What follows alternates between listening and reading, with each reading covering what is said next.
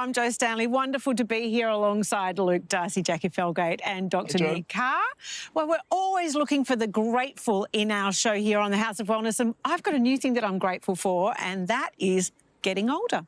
Well, you're right, Jo. It's easy to complain about a few more wrinkles and grey hairs and the body not working as effectively as it used to, but there's a fair bit of upside. Well, it's better than the alternative, isn't it? Not ageing, and you can't really do much about it is the way I think about it as well. And I suppose as you get older, I find you really do appreciate things a lot more. Yes, I agree with you completely. And I think you become more comfortable with who you are. You don't take any crap from anyone. You care less about what people think of you. I am finding that every single day. Well, that population, of course, is getting older and faster. I mean, 1 in 6 Aussies are now over 65. And in just 2 years' time, that number will rise to 22%. And also, our average life expectancy is increasing. Also good. So today we're celebrating life after 65. And yes, you can enter your golden years with happier minds and bodies. One word, Jo, I want to discuss, and that is salt. Yum. I'm a big fan, as you know. Not sure I'm going to give it up anytime soon, but on the show today, Luke Hines asked the question around salt. And the AFLW season kicks off, and we're going to catch up with Tiger Queen Monconti. And bruises, why do they come in so many colours, Jo? Oh, it's a very good question. I'm sure you're going to tell us. I will answer that one. Well, from bruising to ageing, by 2050, it's predicted there'll be around 50,000 people in Australia aged 100 and over. It's gone from being an anomaly celebrated with a letter from the Queen, or now the King, obviously, to something that we can all strive for. Well, that is even more reason to bridge the generation gap, I think, and celebrate older people as active, you're older, and valuable members of society. Because after all, we'll all be one day. Which is exactly what teenage artists around the... oh, sorry. Old. Which is exactly what teenage artists around the nation have been doing in a unique portrait program that's picture perfect.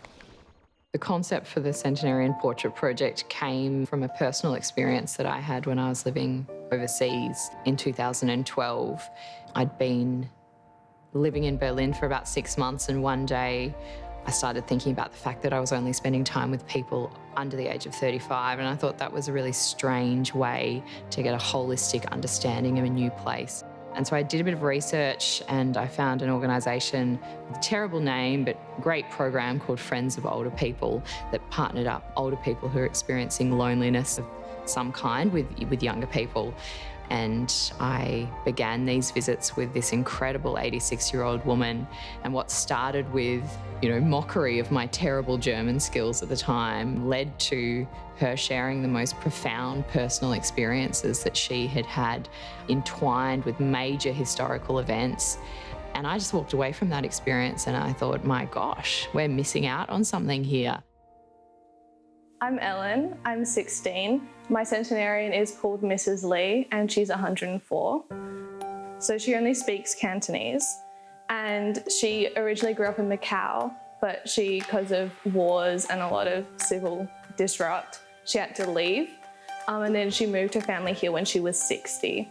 I've got my 80-year-old uniform just in the wardrobe, so if you want me to put on any time, sing out. The more you get to know someone, the approach you take to your portrait is going to change. So we would talk to the young people about observation, doing a series of sketches and studies from life initially, taking a series of notes, a range of reference photos, doing some activities together, like, playing dominoes, playing cards, and then going away and spending time in your studio reflecting on, how you're going to proceed with your portrait. I'm interested to see what I look like, more or less.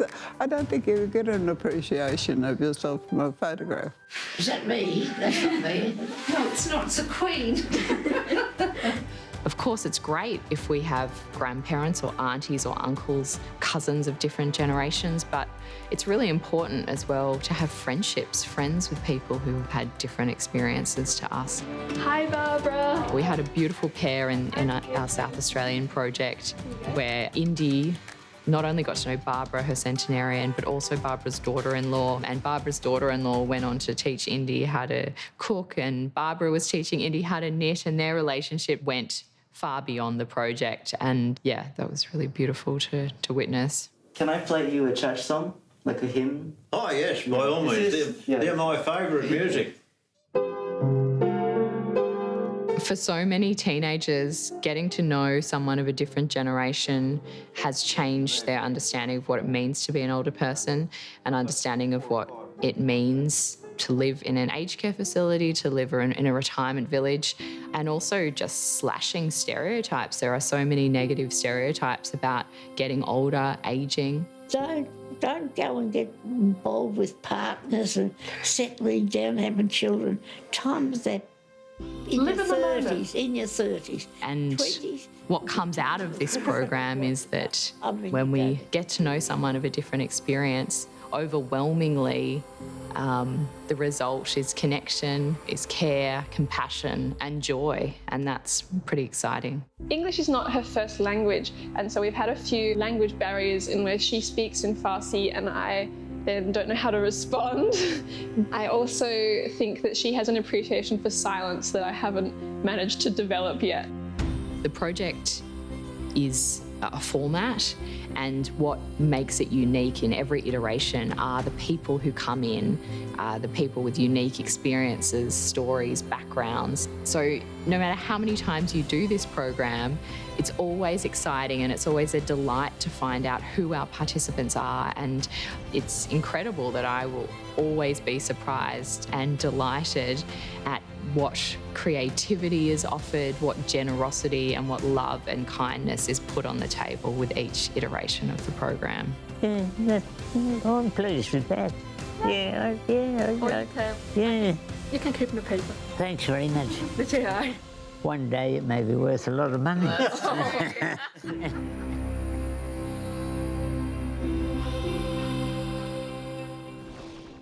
Darcy, I'm very much a homebody. Give me a cup of tea sitting in my garden and I'm very happy. But I was surprised to learn that a third of all accidents where people end up in hospital happen in the home. Joe, it makes some sense, you would think, then, to know some basic first aid, but 2/3 of Australian households report that no one in the house has any idea about first aid at all.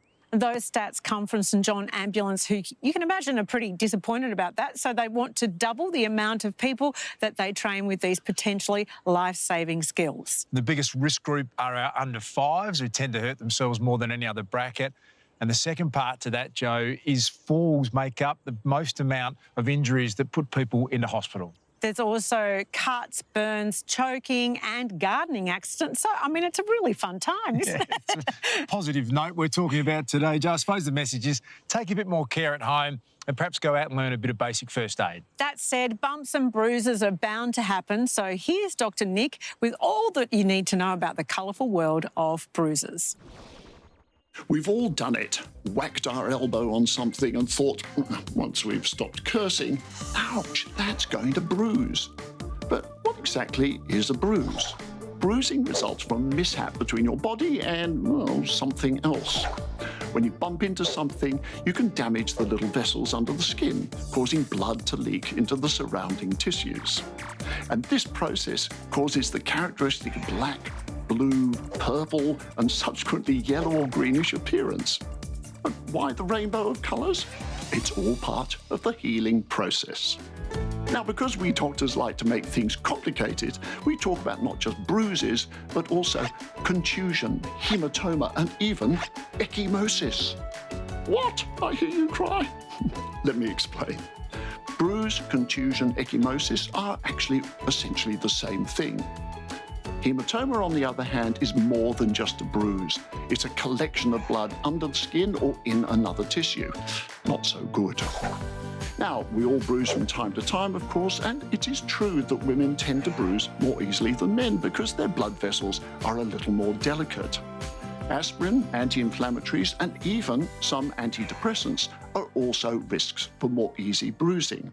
But, and here's the serious doctory bit, if you ever find unexpected bruises, particularly in an unusual place like on the back, that could be a sign of something serious, so go and get it checked out. There are many myths about how you can prevent or treat a bruise, and one is pineapple, which does actually contain an enzyme called bromelain, which may be good in helping prevent bruising. Contrary to what your mum may have told you, though, rubbing a bruise with toothpaste or a boiled egg will not help. Sorry, Mum.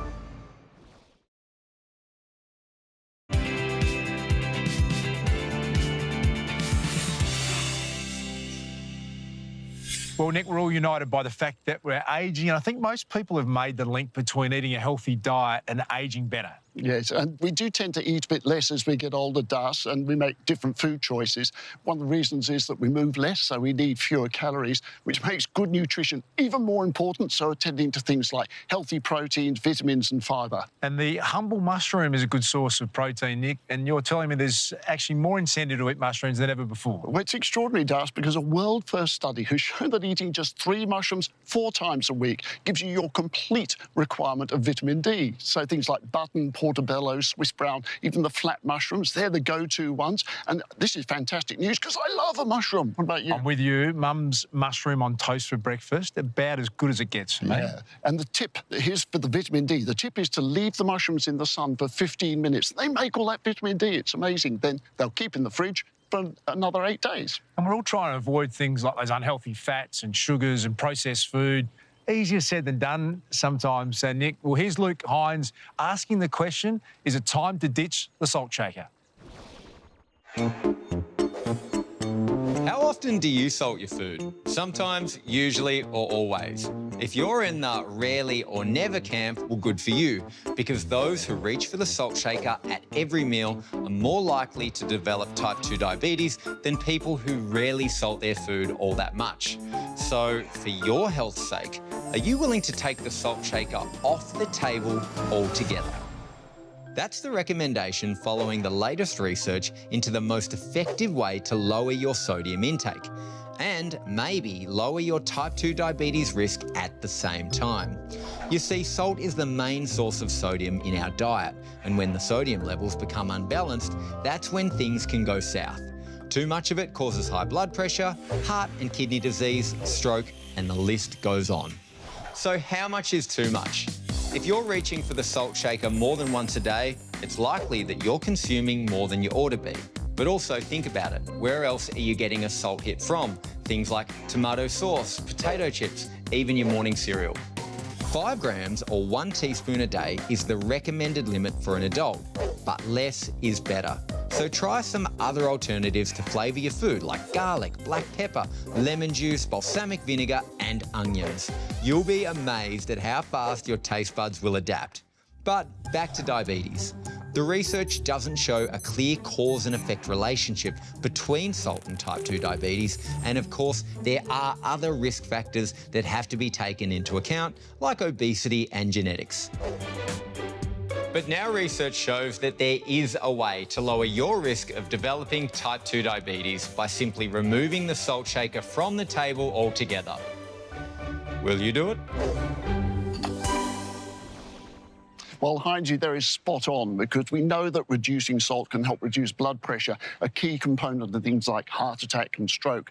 And as heart disease is the #1 killer of Australian men, anything we can do to reduce that risk has to be a good thing. Well, there's actually a global push to reduce people's salt intake by 30% by next year.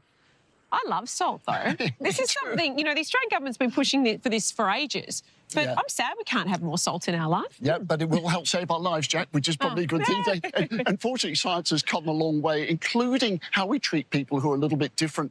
Jack, do you remember how left-handed people in schools used to be made to do things with their right hand? I mean, it just seems unbelievable now. And it is so mean, isn't it? Because around 10% of Australians are left-handed. Are you left-handed? No, I am very strongly right-hand dominant. Well, there's a lot of research into why people are left-handed, and they've kind of narrowed it down to a specific gene, right? Yep, they found it's a thing called TUBB4B, and it's 2.7 times more common in lefties. So, Dr. Nick, from groundbreaking research into left-handedness, or lefties, as we like to say, to the science of our skin, here's dermatologist Ryan De Cruz with some of the causes and treatments for adult acne. When we think about acne, I think we commonly think about our teenage selves. But it is really important to remember that there are many people in their 20s, 30s, 40s and beyond who still suffer from acne. It's very normal for all humans at some point to develop the odd blemish, pimple or a zit. But if you carry the genes for acne, it's quite likely that your oil glands will continue to respond abnormally throughout the course of your life. It's not uncommon to have facial acne when you're young, but for a number of reasons it may actually appear later in life, but at a different site, the back or the shoulders. Whilst genes are probably the most important factor when it comes to acne, there are certainly other trigger points, and this can include stress, which really increases our cortisol levels, but also environmental factors such as excessive heat or working in a hot, sweaty environment, particularly kitchens, that can drive acne. The treatment approach for acne has really evolved for the better.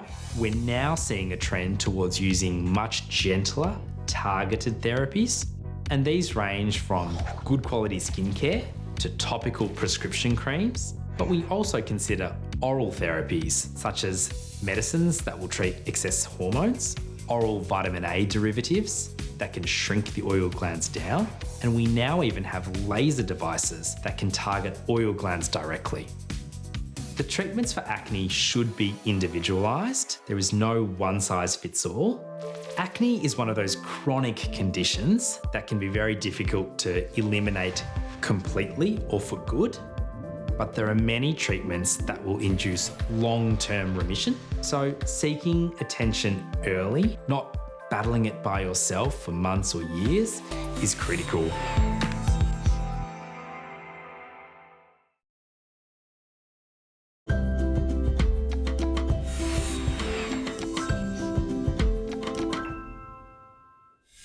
Sometimes when your breastfeeding plan doesn't go the way that you think it is, there's a lot of grief associated with that.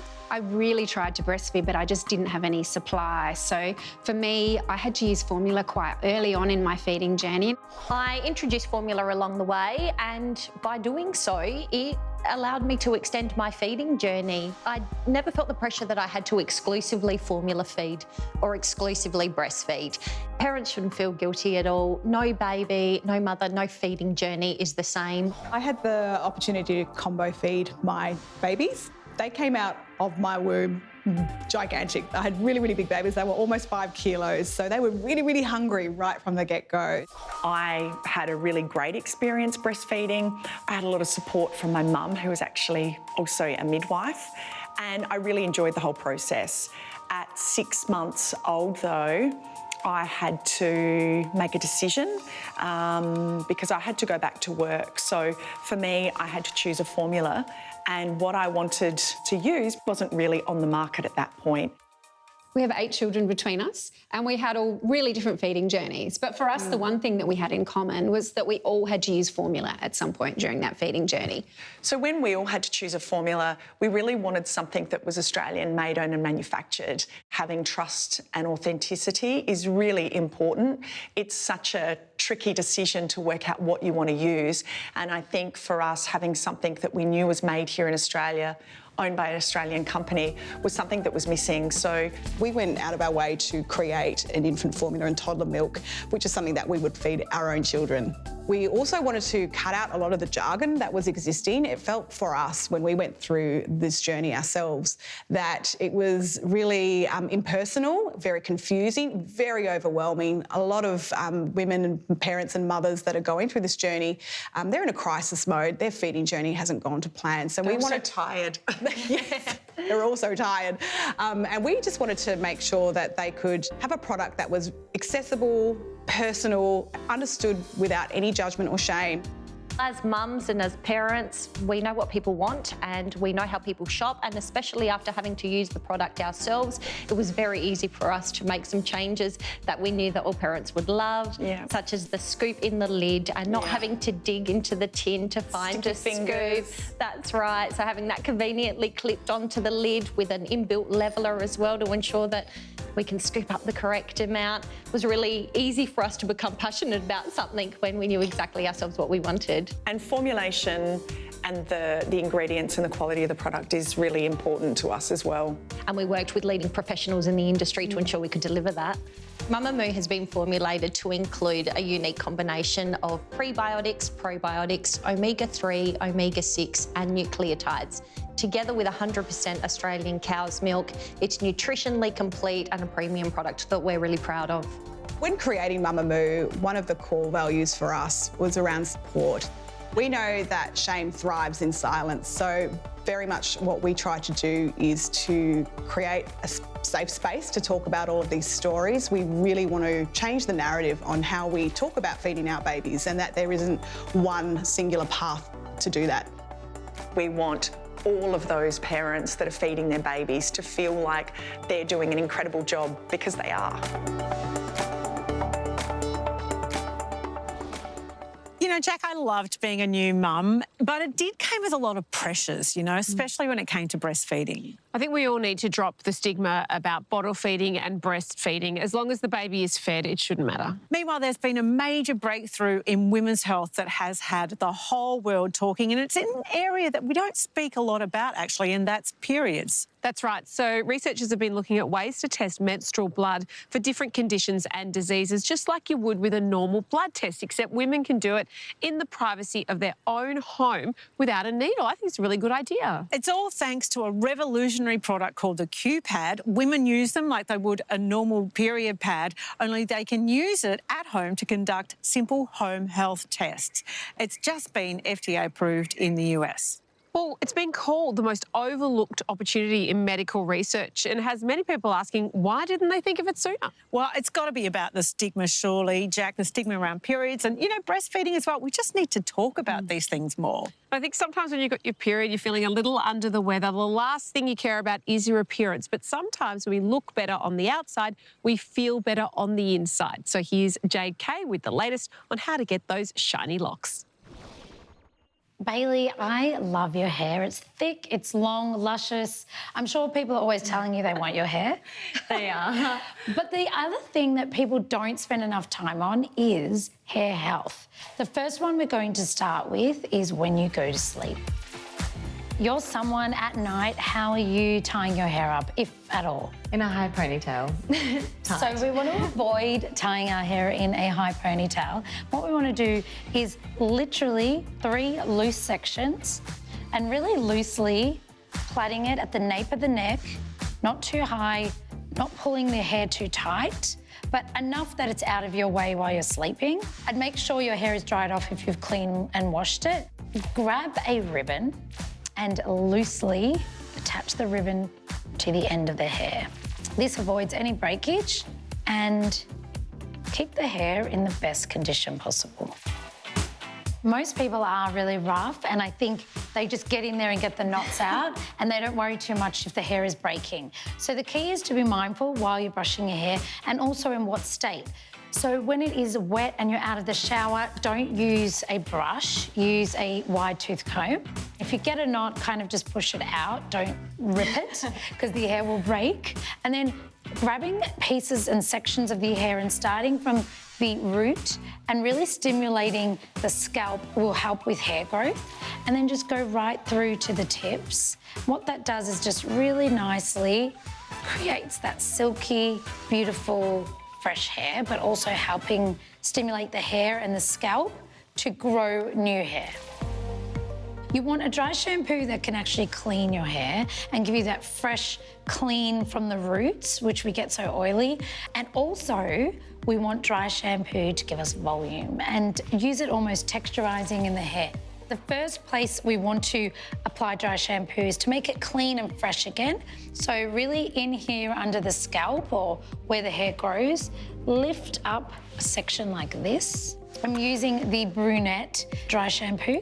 So you'll just add it and then literally shake it out. Always use a heat protector, which really has you covered for hair dryers, curling wands, hot rollers. Best way to apply it is either to wet hair before you dry it, or if you've got dry hair and you're going to pop a tong in. What we want to achieve today is a really big blowout, so I'm using a nice large tong. I'm going to start with the front. I'm not going to section it because I think also When you section it, it becomes very neat. We don't want that. So we have curled every section of the hair and we've let the cold air set it. That is it. We've perfected the wave. It's all about volume without too much of a curl and giving you, a little bit of volume near the crown of the head, around the halo, and opened up with almost like curtain-like bangs.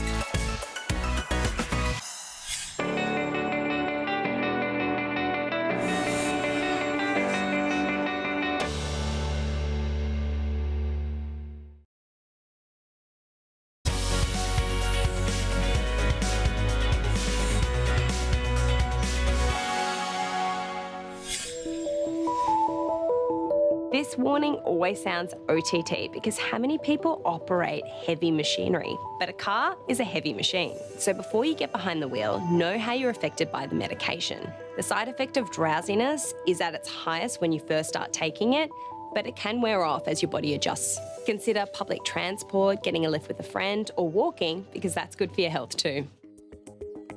Some medications have to be taken with food because of absorption. Food can slow the movement of the drug through the digestive tract, alter the pH, and stimulate bile flow to enhance the absorption of the medication. But it can also reduce irritation in the stomach. A full tummy can help buffer the medication and lining of the stomach. So follow the directions of the packet. Ask your pharmacist, it's what we're here for. Usually your doctor would have checked your new medication and the compatibility with the ones that you're already on. But if you have any doubt or want that extra peace of mind, have a chat with your pharmacist.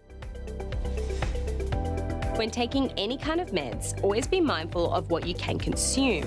Alcohol is an obvious one, but the humble grapefruit can also get in the way of your meds working. Grapefruit can affect the enzymes in the body that break down the medication, preventing the medication from being metabolized, which increases the exposure in the body and sometimes increases side effects too. In terms of other things that can impact medication effectiveness, smoking, caffeine, and even your genetics can play a role.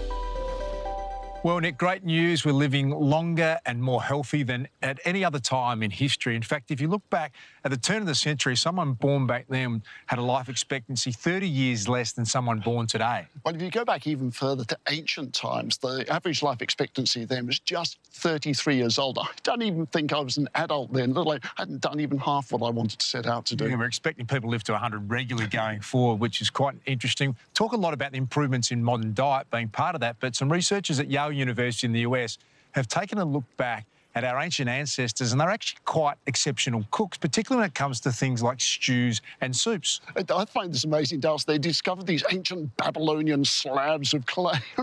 When they decoded the etchings on them, it was a bit like my school diary. It was all about what they had for dinner. Brilliant, isn't it? And you think the ancient Babylonians were maybe as food-obsessed as we are today, which is fascinating to me. And their diet was pretty similar because one of them, it was a recipe for a lamb stew cooked with leek, onions, coriander, spices and beets, and get this, beer. Sounds like Matt Preston all over again, going back a couple of thousand years. We don't necessarily have to decipher an ancient text to cook a meal like that these days, but when it comes to things like the paleo diet, we often look back at the wisdom of our ancestors.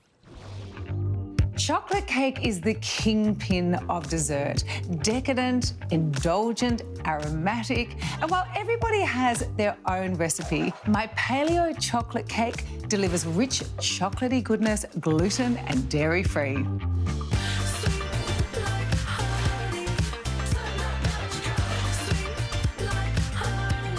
Preheat the oven to 180 degrees Celsius. Almond and coconut flour are staples in gluten-free baking.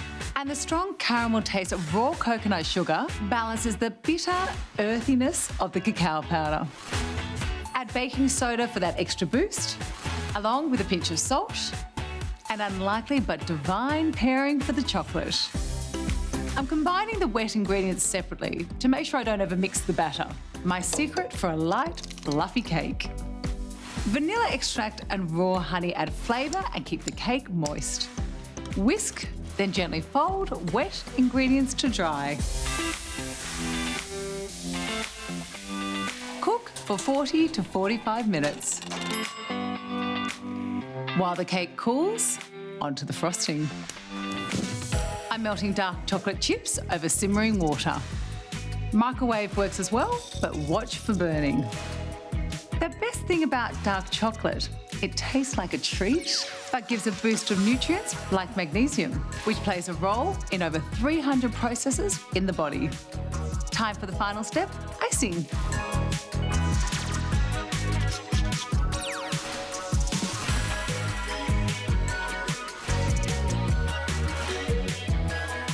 What I love about baking is it brings people together, especially when it's for dessert. But there's one good thing about being solo in this kitchen.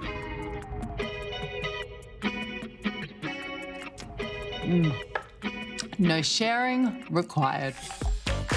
Get Nourished is brought to you by Go Healthy, Go Magnesium Sleep. With passion flower and hops, traditionally used in Western herbal medicine to relieve nervous tension and help induce sleep. It feels good to go healthy.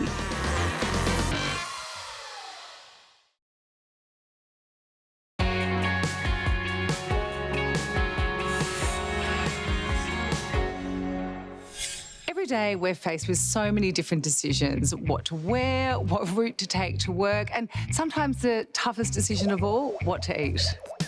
And while we all want to make the healthy choice, our time-poor, on-the-go lifestyles may force us to choose convenience instead. That is, until now. OptiSlim Healthy Option meals and soups are easy and, more importantly, they're quick and ready in just 90 seconds. The range includes 14 delicious flavours, including options for vegetarians, and are designed for those wanting to support weight loss, weight maintenance, or an overall healthier diet. The meals are shelf-stable and don't need to be refrigerated.